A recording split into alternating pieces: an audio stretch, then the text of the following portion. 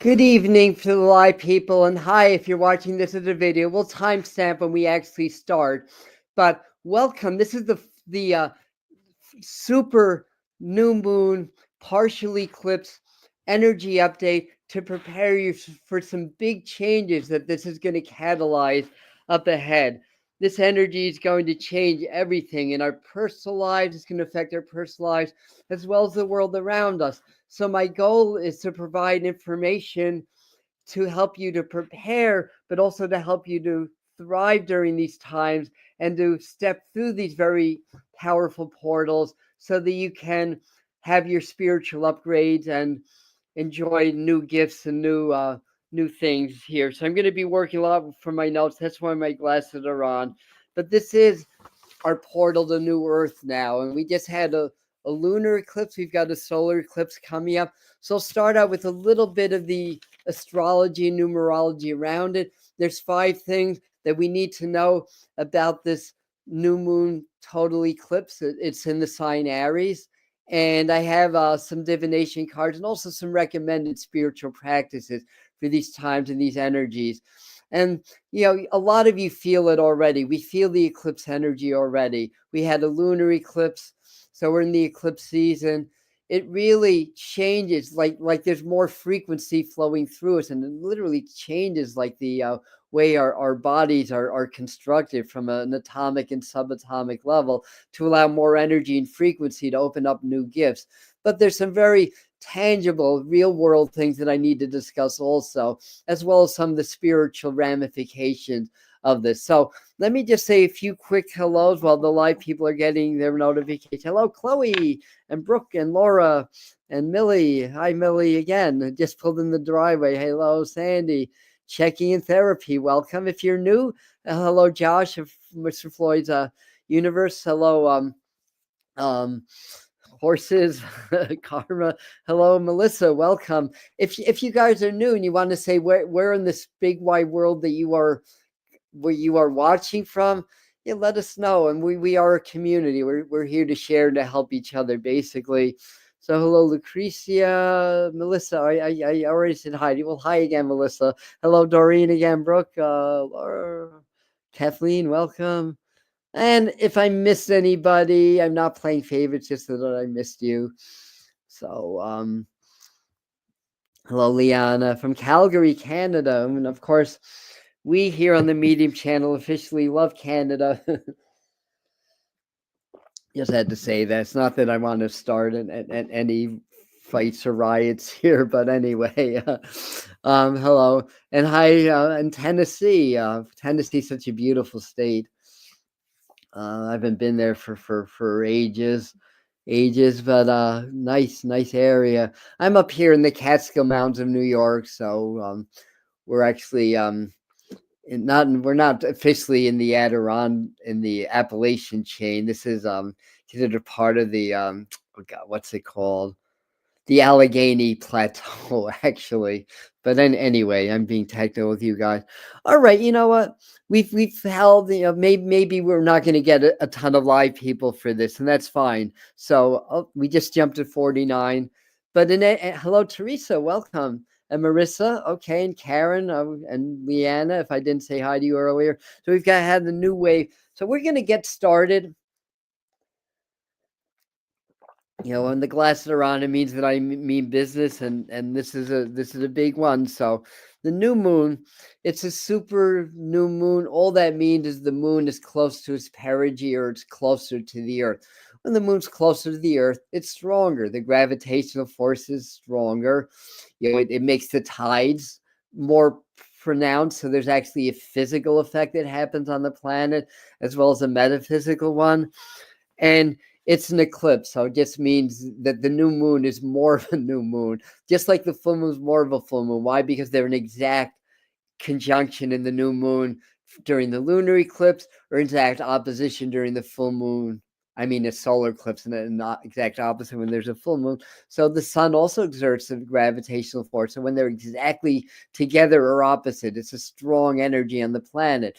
And it's very subtle, like you wouldn't feel it, but it's subtle enough to release fault lines, so that there's a tendency for there to be more earthquakes. in the weeks, even months after the eclipse season. So that's something to keep in mind. But getting back into the notes, new moon is at here in the east coast of the USA. It's 6:58 a.m. on the 29th of March. That is a universal 23 day in numerology, reduces to 5. That's the number of healing. It's also a number of change. It's also a number of freedom. Remember that, because all three principles are going to play into this. And again, when it's an eclipse and it's a super moon, it just intensifies the effect and intensifies the energy. So this can heal very deep issues. So it's very like very deep stuff, things that are deep traumas from this and other lifetimes. It aids. It's and okay, this I do my notes and I can't read my writing. Great, right? But this can heal deep issues, aids in curing, aids in aids in core healing. That's what I meant. Healing the energy behind whatever physical condition you have, because with every physical illness there's an energetic imbalance in place, then the body responds to that. So if you heal your energetic fields in time, your body's going to heal also. That is how I healed from the god awful eczema I had for almost 60 years of my life through mind over matter and other things, because the shift of energy that I created, the eczema was no longer supported by that, and it had to leave. Just like as the frequencies on planet Earth change, it no longer supports the energies that created all this corruption and this negativity and evil and power over others and all this stuff, all the strife on the world. As the frequencies increase, that's no longer supported, and it has to fall one way or another. The old has to fall. It's just basic energetics, and it's happening right now as we speak. So anyway, so aids in healing, healing the energy behind the condition, works with the year of the snake energy, right? We're still in the year of the snake. What do snakes do? They shed old skin, right? So this is, the eclipses are very serpent like in a way, at least in my way of thinking. By the way, if you're wondering why I'm in all white today, it's because I just did an energy transmission and a channeling, and I wear white when I work with the master teachers. I just did that on Spirit Mind Family on our Patreon group. And if you want to do some more energetics and more frequency work, there'll be a link to join if you want. But anyway, I'm all over the place, aren't I? But anyway, so this works with the year of the snake energy. So the snake shed the old skin, but also snake is the transmuter, right? It transmutes poison into medicine. So you take the snake venom in just the right dosage, it can be a very valuable medicine, but in the wrong dosage, it can kill you, basically. So that's the energy of snake and serpent. The Scorpios or Scorpio rising people or Scorpio moon people, you know all about that. This is your time, actually. So the moon's at 9 degrees Aries. Aries is Mars ruled. In numerology, 9 is Mars ruled. Mars is energy. Mars is action. It can also be battles and wars, but we'll get into that. Powerful jolt. This will kickstart any stagnant energy and will get you off your butt, basically. That's what I wrote down. So if you, and there's been a lot of like in between, like when we reach the energy lulls, a lot of people are tired, but now the energy is returning if you've been going through a lot of tiredness lately. Now, Venus is conjuncting Neptune. Mercury's conjuncting Neptune. Neptune's in the final degrees of Pisces. And it's close to something called the world axis, which is 0 degrees of the cardinal sign. Like I'm born at 1 degree of Libra. Libra's a cardinal sign. So I was born on the world axis. Well, 1 degree off, but Bruce Springsteen was born on the 23rd. So he's a 0 degrees Libra. He's right on that. But anyway, that also includes Cancer, Capricorn, and what's the other one? Good gosh. Cancer, Libra, Capricorn, and Aries. Hello, Aries. Okay, it's been a long day. And those are the cardinal signs, the signs that lead the seasons, like Aries leads the spring. So cardinal signs tend to be leaders, just by general nature. We also have Saturn with a weak conjunction to the world axis. and the north and south node are within a few degrees of the world axis. I think they're about 28 degrees Pisces now also. So anyway, what else do we have here? This is the world axis. It can help with spiritual revolution, expose illusions, inject higher energies to governments, to the world struggles and stuff like that. We need to inject higher energies to help reform these systems, right? Can create a portal for extraterrestrial communication or communication with your guide angels, the divine source or God, and communication with higher beings or higher forces in general. So what else? Moon at 9 degrees Aries, Mercury, Venus, Neptune, Saturn, all on the Aries cusp, all conjunct, some of them weakly conjuncting the North Node. And Uranus is in a weak sextile, which helps fuel the instability. So Uranus is very revolutionary and destabilizes things, but at the same time, it's about evolution and so forth. So this is a very intense energy. It's kind of like the proverbial rubber band of disparity on this world, whether it's right versus left, pro-vax, anti-vax, whatever the issues are, there's more and more diversity, and it's stretching that rubber band, and this is going to catalyze that snap. And when that snaps, things may get challenging for a while, but it's going to lead to a better place. So that's the thing to notice. There's very intense energy. Chaos battles can ensue over the next 6 weeks or so, but towards mid-May, a global crisis or two could be solved, and we may trend more towards peace, getting rid of some bad apples in world politics and stuff like that. I'll just give you the heads up. July is going to be an extremely intense month of change also, based on what I've received in channeling as well as the astrology, numerology around it. So Mars also trine Saturn. Saturn is about lessons, and it's can tap into the government. Mars sextiles Uranus. And so, and anyway, those are minor aspects. So you get the idea. So let's get into the 5 things that we need to know now that we're only 12 minutes in. So that's kind of good. Yeah, it's going to be a wild ride, Lori. Hello, Michael. Hello, Yvonne. And Swad, if woo, yeah. And loving the movie so far. Thank you. Yeah.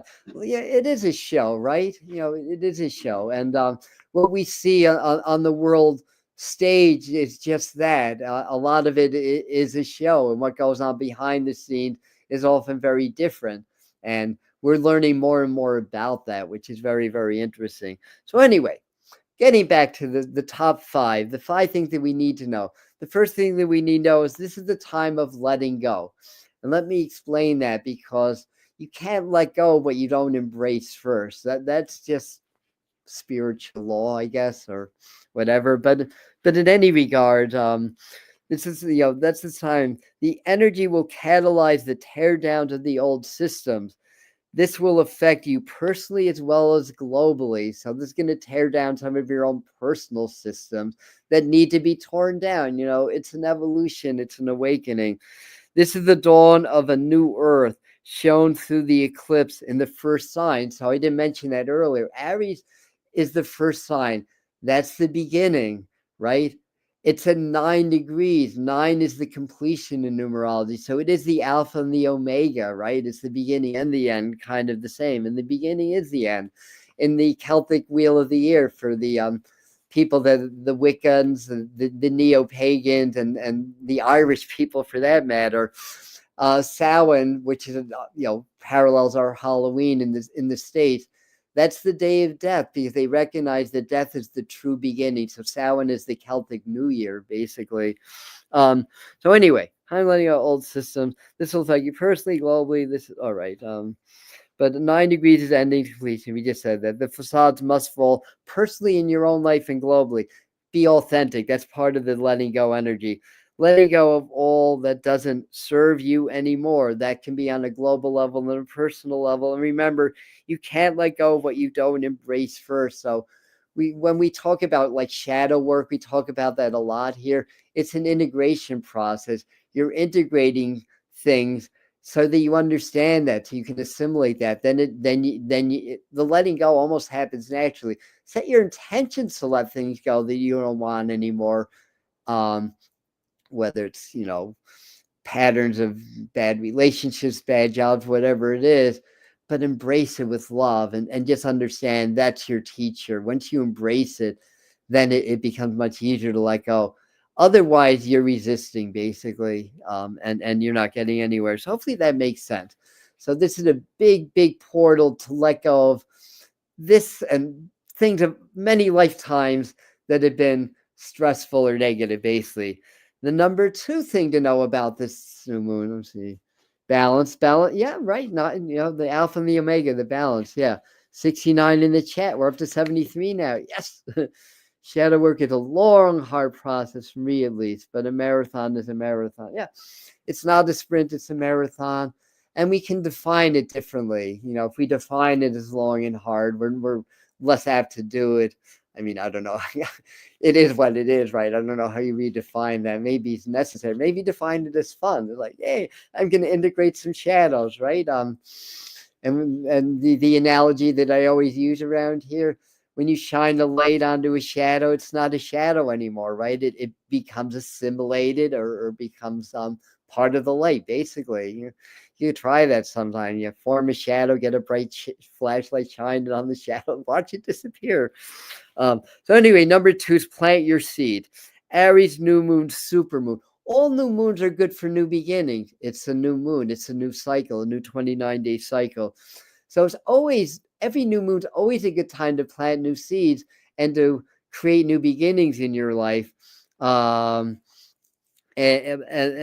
And so forth and so on. Yeah, yes, Yolanda, post-traumatic stress disorder is a tough one. Yes, very tough. Good observation.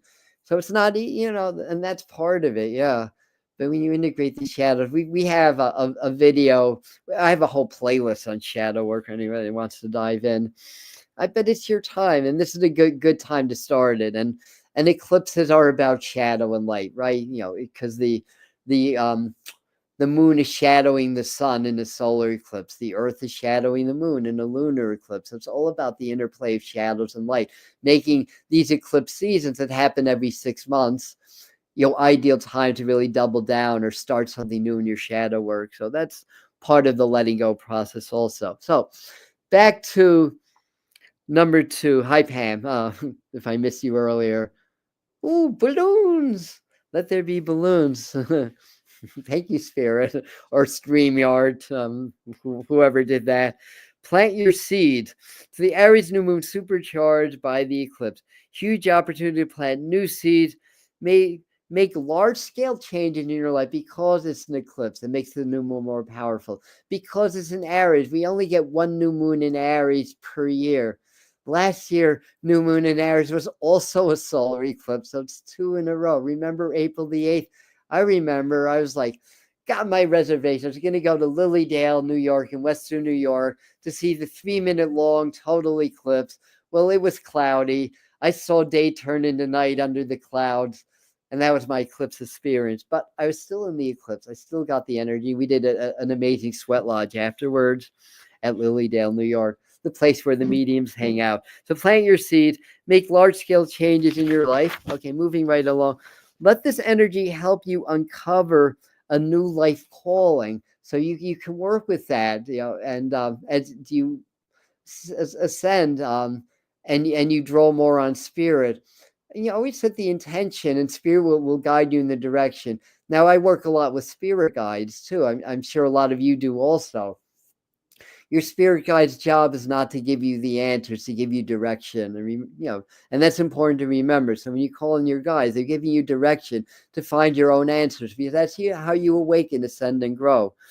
So ask, what is my new life calling? It's a new earth. Everything's changing. AI is changing the whole landscape. Some jobs will be obsolete. New jobs will be formed. Not just AI, but everything's changing. And if you can hack the system, so to speak, and how do you do that? You learn to be present. You learn to be in your heart and get out of that dualistic thinking and all the stress out there and be in your heart. That's your portal to spirit. That's how you hack the system, because then you'll understand from a broader perspective what the changes are and what is needed in this new earth, what jobs are needed that taps into your personal experiences. Remember, everything that happened to you in your lifetime up until now has prepared you for this moment to find what your ultimate life calling it as we transition to new earth. Even if, God forbid, you got raped or something like that, or like when I was young, I worked at McDonald's.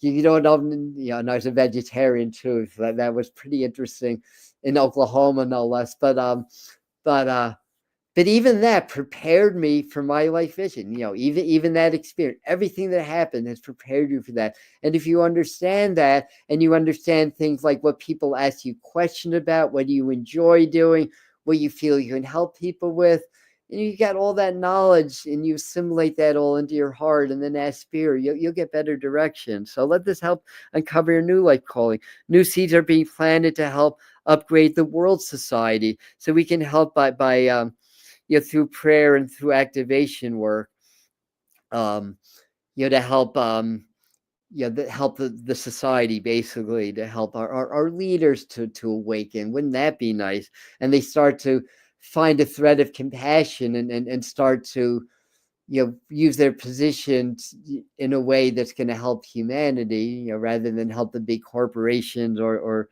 the politicians or the deep state or whatever it is. No, by the way, I'm not making any accusation on our present administration, so please don't read anything into that. It's whether it was now 4 years ago or whatever, the same information would apply. We can help we can help, through prayers, through sending prayers, through activation stuff. This is going to provide the additional shakeup that we need to clear the old and pave the way for the new. So a lot's going to shake up. Again, these old structures built on greed, the foundation of greed and power over others, cannot survive these new frequencies. They have to fall in one way or another. This is a catalyst. This eclipse, because the energy is so strong, catalyzed that, takes it into overdrive, into the next level. According to some Vedic scholars, the age of Kali Yuga ended on or around March 21st, 2025. So I think the next age is more like the golden age, right? The age of enlightenment, age of Kali Yuga. What was that? I mean, I think Doreen and those of you that are more adept at yoga would know, but what was that, like 20 something odd thousand years? So, I mean, we've been in this primitive war-like mentality as humanity for God knows well before Christ's time. But anyway, so this opens the door to a new age of enlightenment. And here's a spiritual exercise that'll fit in with the second point. On Eclipse Day, what they were saying when I was channeling earlier is plant your sorrows. I know that sounds, really? What? Plant my sorrows? Um, planting into the earth, right? We're starting the planting season. Well, here, we don't start the planting season until May, but that's beside the point. It's still the spring. Plant your sorrows, your regrets, what you are done with, basically. Bury them in the ground. Now, you can do this as a mental exercise, or you can literally write what regrets or sorrows that you're going to plant into the earth, that you're going to release back to the earth, basically. Just like when you die, your remains are going to go back into the earth. And when you're born, well, guess what? All your cells, every atom in your body came from the earth, and every atom in the earth came from the cosmos. So this is a big cycle, a big circle with no circumference. And we're just kind of, we're players in this cosmic dance that we're involved in, basically. So bury them in the ground. You can do it as a mental exercise to mentally bury them, or you can literally write down on paper, do a little ceremony, bury them in the ground. Now, the second part of this, go to page 3, is the next day. So Saturday is the day of the eclipse, unless you're like in the Marshall Islands or Guam, or somewhere that's well west of here, but east of the international date line. But for most of the world, it's Saturday, here pretty early in the morning. So you would do the first part on Saturday, on the eclipse day. Then Sunday's the first full day of the new lunar cycle. That's when you plant the new seeds of what you're going to grow, what you're going to create in your life, what you're going to harvest in your life. And you're going to every day do a little meditation where after you plant your seed, whether you do literally, you can write down your prayers on paper, you can use objects, you can use energy work and literally plant seeds, literally plant like orange seeds or avocado seeds, but hold the seed and visualize your intentions and put them into the seed. And always, no matter what form of manifestation you're doing, whether it's prayer work or law of attraction, you always see the outcome as if it's already happened, and be grateful. Even in Christianity, and don't take that the wrong way, like saying even in Christianity. I'll say, how about especially in Christianity? That's true. Look at Book of Mark, New Testament. I think it's 11:24. But somewhere in the Book of Mark, Jesus says, the quote is, "When you ask for something in prayer, feel like you already have it, and it shall be yours." And what does people like Bob Proctor or Joe Dispenza say? Feel like you already have what you desire. Um, and Bob Proctor says, if you could see it in your mind and you can hold it in your hand, you can create it in your life. It's the same thing. They're all telling us the same thing. So why are we fighting over it, right? That's part of the new age, right? Getting out of the Kali Yuga. So anyway, so there's a couple of different ways that you can do that. So the third part is shadows revealed. So 1 and 3 kind of connect in a way. So this is going to be a big reveal of shadows in your own life and shadows around the world. What does that mean? New layers of corruption will get exposed, right? So far, it's been a little bit underwhelming. Our current president's promising all this exposure. Some of it's come up. There is some government exposure, corruption that's coming up. Some things haven't yet, but and some of it will happen organically. Not that anybody's trying to do it, but that said, locally and globally, people will be very edgy and angry. So that's another thing to keep in mind with all this Mars energy, this intense eclipse energy. The channels are going to be revealed, energy of eclipse and what's happening in the world, like I explained before about eclipse and shadows. Personal shadows do shadow integration work. Society shadows will be revealed. April will be hugely eventful, probably shocking. But if enough people raise their vibration and we affect the collective, it doesn't have to be such a jolt. Then that's what I keep saying. The more we raise the vibration, like I'll do predictions. In fact, this is partly that, but on Sunday evening after yoga, which is after tarot time, so Sunday's going to be a busy day on the Medium channel. I'm going to do my April forecast. Some of it may sound a little doom and gloom, but we're not about doom and gloom around here. We're about getting the facts out there. This is the energy. This would be what happened. But I'll always say that if we can raise our consciousness enough, then we can mitigate some of the negative.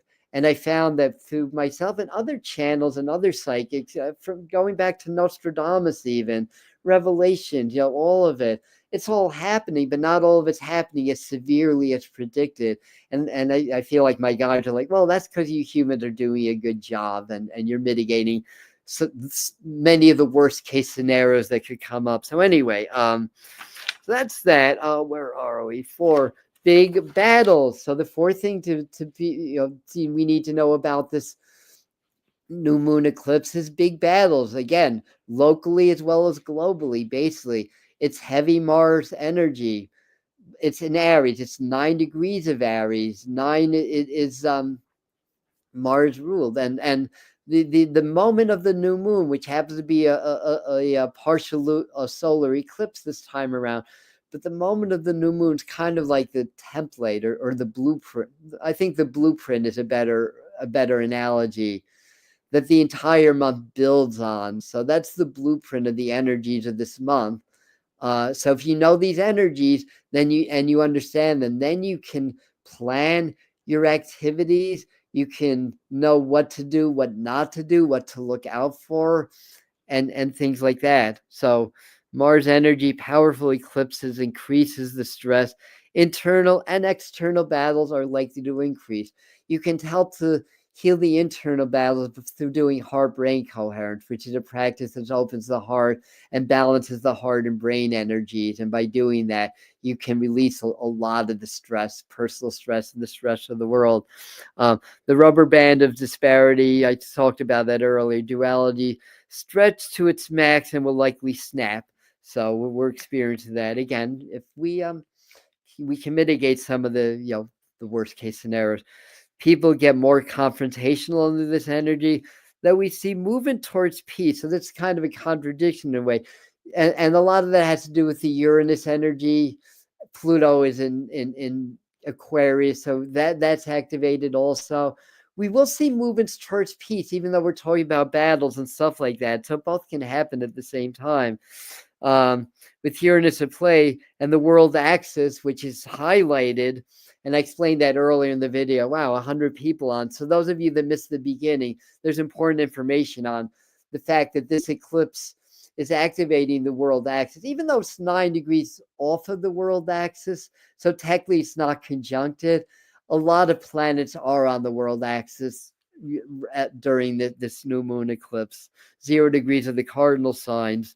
And that means that there's a lot of energy affecting the world, basically. And the world axis really taps into things like government, movement, in society and that kind of a thing, basically. So so even that, it does, especially with the Mars energy, it does create new battles, new aggressions can break out. With Uranus involved, we're likely to see more in the way of, demonstrations. We've been seeing that anyway. It may appear like there's a civil war brewing in the United States. I don't think we'll get to that point. I don't think we'll get to technically to World War III. Although, if you take war being fought a lot on the cyber battlefield, and it's fought, not always on the physical battlefield. You could argue that we're kind of in World War III now, but to me, it's like when people die from many countries and suffer, due to the ugliness of war. That's what I consider World War III. I don't think we'll get there. I think we're going to evolve too quickly, knock on wood. But where was I? New battles and aggression can break out, basically. So stress is not necessarily bad. So you're talking about more stress in the world. Sometimes through stress, elicits new actions, right? Sometimes we need to feel stress.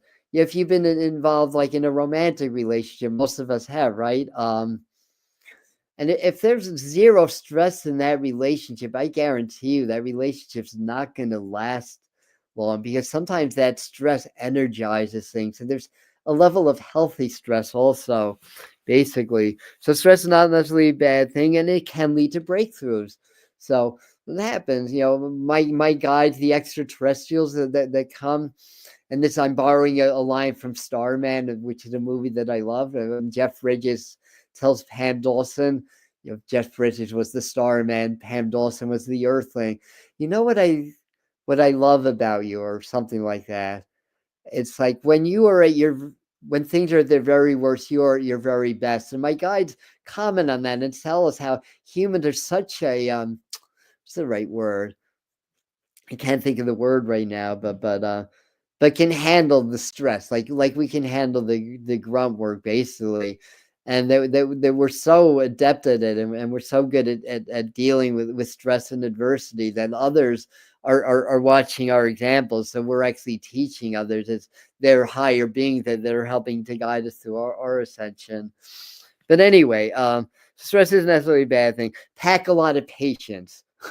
Resilience, that's a good word. Yeah, that's what I was looking for. Resilience. Hi, Olympia, and hi, Amelia.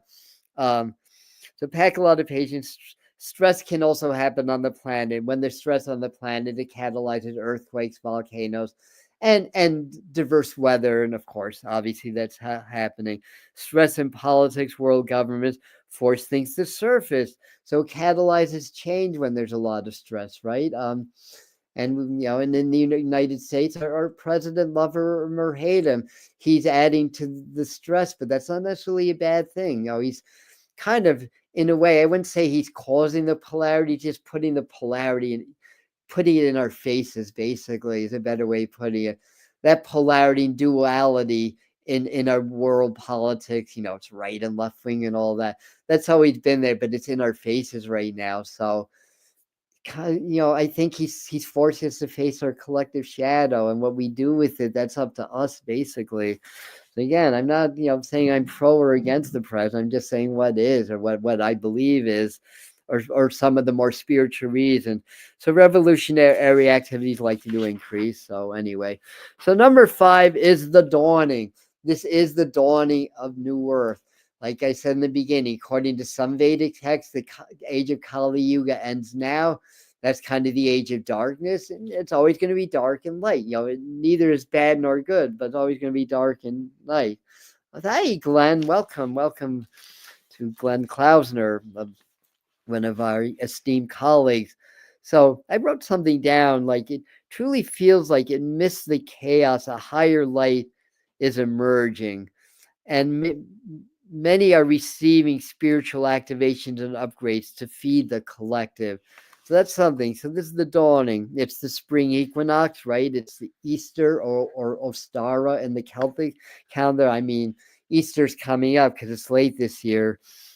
And Ostara happened on the spring equinox. In the eclipse into God, I don't know, Easter eclipse intensifies all the stuff. Okay. Amid the chaos, a new light shines, activates humanity. The more we raise consciousness, the more we'll avoid problems, worst case scenario. So we talked a little bit about that. So Yoda, I think we will still have government. I think there'll still be countries, but the governments will interact with the populace. I mean, it's basically even before Trump and all that. It's basically been I can't even pronounce that word. Oh God, it's been a long day. Suffice it to say, oligarchy. That's the word I'm looking for. In a sense, so I think it's going to be more like conscious governing, basically, and that's including the people as part of government. That's what I part of the vision that I see. Yeah. All right. Yeah. Thank you. Yeah, I'm just kind of nano, yes. All right, so more we raise consciousness. All right, I know I'm repeating myself. So huge trigger point for spiritual awakening and personal growth. So a lot of people are going to be having awakenings, and the Medium channel was created. My guides told me to do this. A lot of you know the story so quickly. I had to overcome some pretty significant performance anxiety and full-on phobia when it comes to being on camera. But I did. I know that reprogramming works because I did it in so many different levels. And I have the techniques. I have the goods to teach you guys, and I have it all on videos.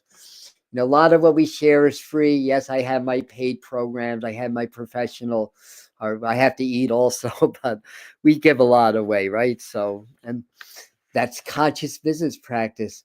The more value you add, the more people come back, right? It's common sense, right? So anybody that wants to start a business, that's starting a business, 2 rules of thumb: add more value than you receive, and you stand out.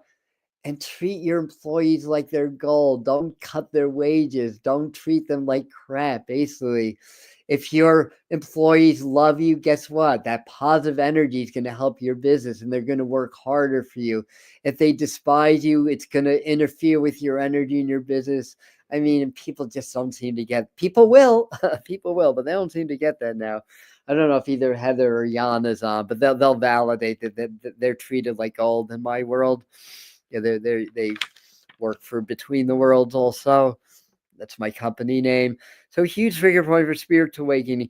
Dawning will include new technologies, new understanding, new guides, new spiritual forces on the planet, new extraterrestrial helpers.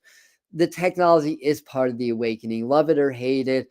In the wrong hands, if it's done, I mean, like any other tool, it can be used or misused, right? But and a lot of people are definitely afraid of interfacing, myself included. But guess what? That's part of our revolution. Is integration with technology. It's just not ready to happen because humans are too primitive now for that technology, in my humble opinion. Plus, it glitches, right? It, my cell phone glitches, my computer glitches, every bit of technology glitches. Why would I want something that glitches in my body? Right? There's always a flaw in the system, according to the tech nerds from the second Hunger Games movie. I forgot what that one was called, but That was they're saying. There's always going to be a glitch in the system. There's always a glitch in the matrix, right? We live in some kind of encapsulated system, whether it's Maya or spiritual version of the matrix, or if, according to Greg Braden, who says it's possible, technology or others, if we are literally living in the Matrix, and the movie The Matrix is more of a documentary than fiction. Whatever the case, there's always going to be glitch. There's always going to be things that are called Mandela effects, the things that everybody remembers, yet it never happened. There's always going to be timeline shifts. There's always going to be rips in the fabric. Like I've literally seen glitches in the Matrix where things just kind of buzz around me for a second and then self-correct, basically.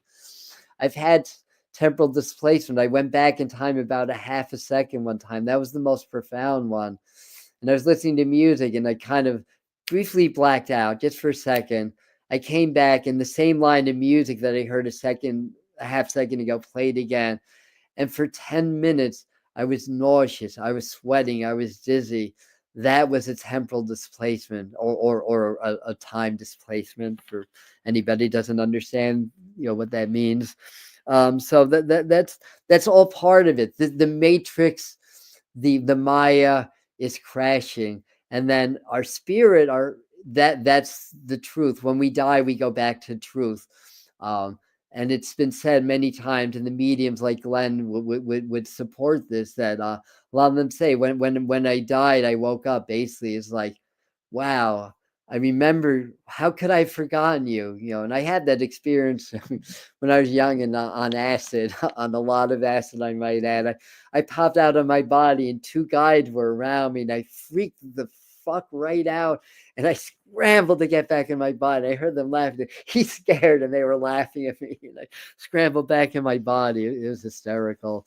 But anyways, but that's what happened. It's like you start to reconnect with your guides and beings like, wow, how on earth did I forget you? Well, part of the agreement to coming into this reality is to forget who you are, because that's part of the learning and growth that's taking place on this world, basically, and why we're here. We're here to grow. I don't consider it a prison. Some people do. I think it's a matter of perspective, to be quite honest. But I do recognize that it's a classroom, and sometimes we have to suck it up and do what we need to do. But always have fun. There's a reason that we gravitate towards fun and joy and love and all these things, because they bring us closer to spirit, source, or God, or who we truly are. So anyway, going off on a few tangents, but I apologize for that. But anyway, we begin to see the changes in government, changes in money, AI, change in landscape, so forth and so on. So a couple of other spiritual practices other than the exercise that we did earlier. Oh my God, I'm just looking at your comment, Chris. Okay. I mean, one time, I did it in the 70s, so I missed when it was really strong, but we always had access to the good stuff. Time I did this like government test acid, and I was just sitting, just holding on like I was doing 9Gs, and I was looking out the window, and it looked like airplanes were coming right at me. It was like, oh my God. Anyways, but it, my feelings, and I'm talking about things like that, do it with guidance, that I was a college kid. I was truly playing with fire, to be honest with that. Thankfully, I was okay. I know a couple people, including my older brother, that unfortunately, well, both my brothers have passed on now. Unfortunately, he did it when he was too young, and it really it damaged his life. Long story short. So if you do things like that or ayahuasca, always have a competent leader, shaman helping to guide your experience. It can be a great tool, but you have to be careful. So just want to say, and here in the Medium channel, we don't advocate drugs, but we've had that experience. So anyhow, what else? So keep doing the heart-brain coherence. I have videos on that. I'm pretty sure I made a playlist on that. Anything that works with the frequencies of the heart-brain coherence is but one exercise. There's breath techniques. There's Reiki technique. There's all kinds of ways. But the idea is you expand the frequencies of the heart. You allow yourself to feel the the emotions of a coherent heart, which is love. Nothing's complicated in spirituality. Heart's love. We know that. So you see, with gratitude, appreciation, compassion, and your heart will come into coherence. What I do is I just kind of let my brain feel what my heart's feeling. And when I get into heart coherence, I get such a head rush. It's better than any drug I've ever done, by the way. I've done a lot of them. Not anymore, not for a long time. I've done a lot of them. Better than any of them. And I know that I'm stepping to the quantum field when I get that intense rush. So you get so present, you're not a name, you're not a body. And just by doing that alone, you'll shift into the quantum, into the realm of spirit. And even that, just feel grateful for the present moment because it's perfect. If I say I'm doing this and I have a bad toothache, that doesn't take away from the perfection of this present moment. That's just a personal story. It's still perfect, right? So you just get in that and let the heart and the brain blend and you sit with that. But again, you can do breathing exercise. There's so many ways, but you want to cultivate the frequencies of the heart. When you're in the heart, you're in the eye of the storm. And it's so important now for two reasons. One, we're under so much stress. People don't understand what's going on, and the news is there to scare us. Basically, it's becoming more obvious than ever that the agenda of the globalists, or whatever you want to call them, is they want everybody to be freaked out, scared, angry, because when you're in those emotions, you're out of heart coherence. Those emotions make your heart incoherent. When your heart's coherent, your brain locks in because the heart's stronger than the brain. And then when they're both in coherence, then you're in coherence with spirit. You know your own divinity in those moments. But when you're angry, frustrated, scared, you're not in coherence, and you've cut off from your own divinity, and you're weak, and you're easy to control. You're easy to program. You're easy to manipulate. And that's more obvious than ever that that's what they want. So what do? You do heart-brain coherence. You do things like do breath exercises, go out into nature. The other side of that is that we're in this field of electromagnetic frequencies. Doesn't matter if you're not near a cell tower and you have no cell signals.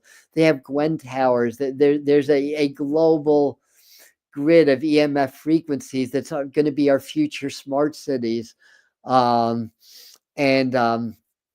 then we're on computers, right? I mean, I have Shungite that helps a little bit, but the thing is, the heart is the largest electromagnetic generator in the body.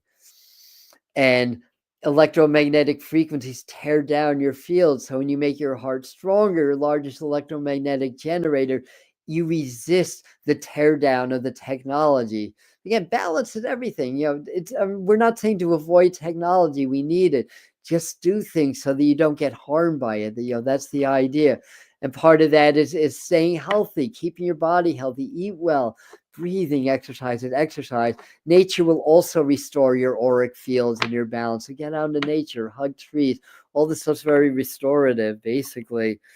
So that's the other reason to do that. So and the other thing is to your spiritual practice, because again, with these heightened frequencies and all the stress in the world, people are literally going crazy. We need a strong foundation of a spiritual practice.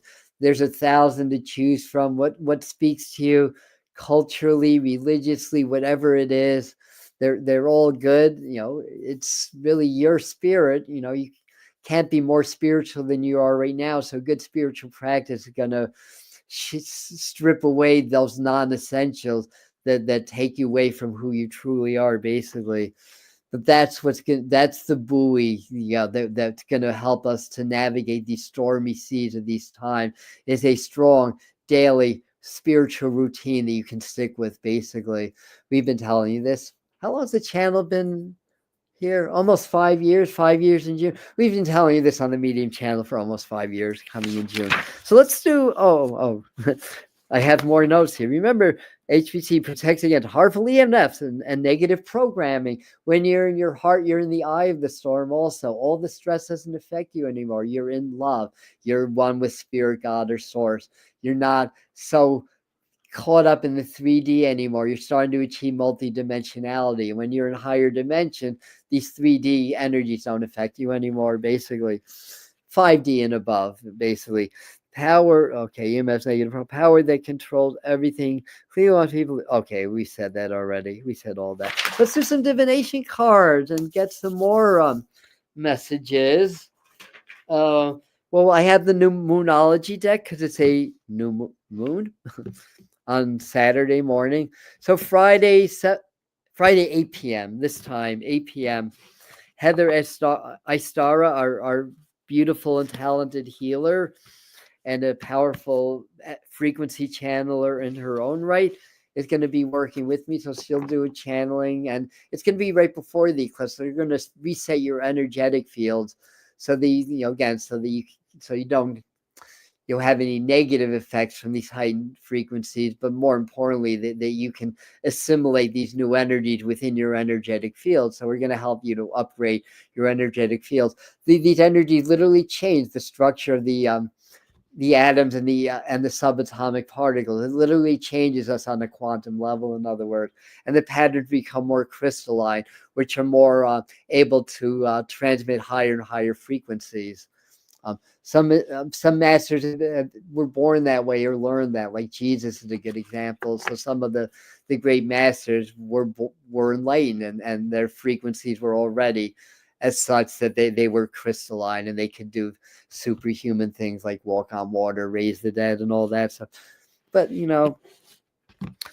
I'm the Alpha and the Omega. Look not to me, but to the Father, right? So he's saying that we all have the same ability that he does, and then he's saying that the way to the Father is through me, and my belief is he's saying is that the way to the Father, which is God, Spirit, or Source, is through the Son, which is the manifestation of Earth. So you really have to understand the Earth in order to transcend it in the physical.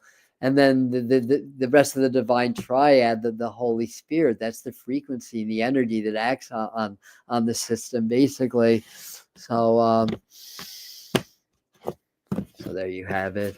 Hello from Scotland.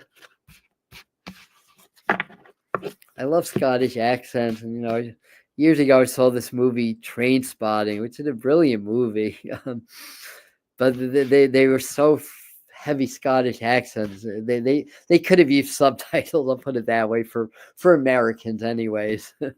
All right. Right, Glenn. Love is the answer to everything. For expedience, I'm not displaying comments. We do that on tarot time at 11 a.m. This is a good time to just interject a couple of things.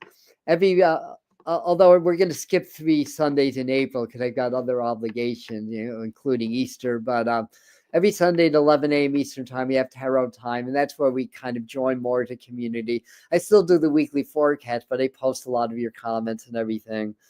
This Sunday at 5 o'clock, Doreen of Children's School of Yoga, who's on the thread right now, unless she left, she was on the thread. She's going to do a beautiful yoga class for us at 5 o'clock. And then at 7 o'clock, that'll be the April psychic forecast. April is hugely important month, so much so that I did 3 videos from February to March about April. And some of you saw that already. So now we'll do the whole forecast. Now, if you want to learn how to do mediumship or channeling, to talk to your guide or to even take it to a professional level or to be an energy healer, we're going to do a powerful retreat in the Catskill Mountains, April the 11th through the 13th. Information will be on the pinned comment. And there's a couple of other events coming up. Like we have a meet, it'll all be on the pinned comment. I don't want to spend any more time talking about that. Everything that's coming up will be on the pinned comment for anybody that's interested. So in any event, so this is the Moonology deck. And I found my card. Although it looks like 2 of them, this one really wants to come out. So I'm going to do both of these. The first one is New Moon in Aquarius. Well, it's New Moon in Aries. Not too far off. Bring love into the situation. What did Glenn was saying? About love is the answer, the John Lennon quote. So we got that card here. Yeah, talk about shadows and light here, right? You get the shadow of my phone is now a webcam. You can see that, right? Anyway, the message is bring love into the situation, new moon and Aries. But they also gave me third quarter moon and adjustments are required. So this card really wanted to come out. So the third quarter, basically that it's a moon sun square in astrology, and it's the kind of the midpoint of the waning moon. So just saying, look for what adjustments that you need. As your energies increase, as people change, you may find that you end friendships and things like that, and connections, because not everybody's evolving, and sometimes when you're evolving and your friends aren't, and they're fear-based and you're not, they'll get on you. And sometimes you have to let people go. And I know this has been a process for a while, but it only intensifies now as we're really on the cusp between old Earth and new Earth. We really are. We're kind of still in the equinox season, although we kind of passed that. But we're really balancing two worlds right now. We're balancing the old world and the new world. And of course, the moon is half light and half dark in this image also. Anyways, I really wanted to do a medicine card for this also. And this is Native American wisdom of the animals, basically totem animals. So what is, for this lunar cycle, what is the best totem animal for our group here? And then I went right to this. That was easy. The horse. A horse is a horse, of course. Also, horses empower. Horses are about freedom, and horses are amazing beings. Yes, very powerful beings. And I know a few of you are horse people that come on. And when you really are really good with horses, it's almost like you could almost, maybe not completely, like throw the reins down and just use your mind to guide your horse. They're that powerful, basically. But this is really about empowerment. That's what the horse medicine is about. Personal empowerment. Time to get on your horse. Horses can travel. If you get on a horse, you can cover more ground than on foot, basically. And horses can become Pegasus and learn to fly, basically.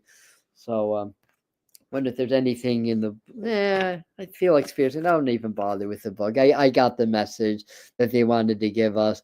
So this is the time to really work on your personal empowerment and to own your power. Know that you are a powerful being, basically, and to do something that's empowering in this lunar cycle where you're getting back on your horse, maybe overcoming a fear of something, or a setback, a past failure, that it's time to try again, because you'll be a success now because the horse is guaranteeing that for you. And so I think we get the message. So we have the Starseed Oracle deck for a quick message. Yes, horses, triggers, hope, and no, right? So anyhow. Starseed Oracle. This is a Rebecca Campbell deck, by the way. One of her many brilliant decks. I forgot the artist's name. Do I have the book here? Danielle Noel is the artist. Trust the timing. So that's the way the card looks. Lakeside Laura, you're not late. You're right on time, and you know how to catch up if you want to catch the whole forecast. This is a good one. Encourage everybody that got on late to go back to the beginning. And trust the timing. Trust the wave you came in on. Time is not running out, and time is changing, right? It appears to be speeding up to some people. It's all perspective. Time is not linear. Time is more circular, basically. So I think part of the message is understanding the riddle of time. And the riddle is, where you stand right now, you're in all time and all space. And once you understand that you are indeed the center of the universe, it's your universe, right? Universe. So once you understand that, then you solve the riddle of time. And as you change the present, you change the past too. Even if it's just your relationship to the past, you change the past in your own present reality. And what does the great Dr. Joe Dispenza tell us? Well, if you're not present, what you're doing is you take your past energy and make that your present reality, and then you project that into your future reality. So if you solve the riddle of time, then you're no longer allowing the past, which could be subconscious shadows or whatever, to become your present energy and to create your future out of that. So I think that's the underlying message, is understanding the riddle of time. And you solve the riddle by understanding, well, really is no time. It's just how in the human experience and with the human operating system that we gauge intellectually, the transitions of energies, basically, for lack of a better way of explaining that. And last but not least, we've got the frequency for this. So from the sacred geometry deck, this would be our cosmic frequencies for this lunar cycle. And there's a message here also. Let me, got it. I like when my hand goes right there. Ooh, fertility.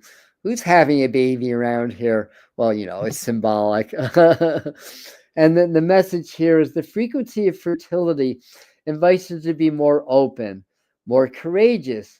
Horse medicine, too, is courageous, more creative, more joyful than we were before. That's a great intention.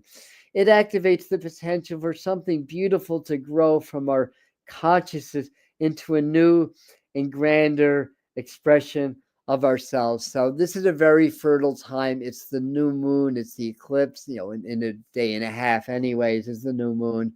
Right now we're in the dark moon. Very fertile energy. It's Aries. It's the new beginning. So this is just reiterating that point, and just take a second to maybe gaze in the card and absorb the sacred geometry. That's what I have. Yeah, Felicia is very much the horse person too. Yes. I love this card also. Yeah. Plant those positive seeds of intention. Thank you, Chris. Miramar, thank you. Oh, thank you. I did it myself. Yeah, I could have been a stylist, but I became a medium instead. But yeah, did it myself.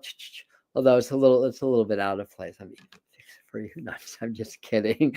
Anyway, thank you guys. Yes, the circle of life. Thank you, Michelle. Thank you, everybody, for being here and being part of this. Again, I encourage you to go back to the beginning.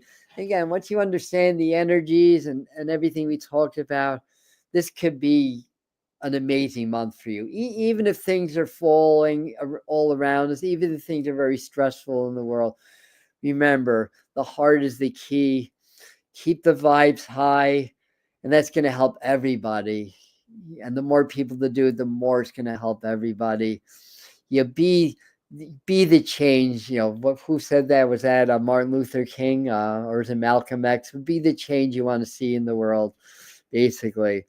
And you all are welcome. So we'll be back on Friday night at 8 to do a powerful energy transmission to help you to energetically lock into these high frequencies of this new moon so you can receive upgrades and enhance your spiritual abilities.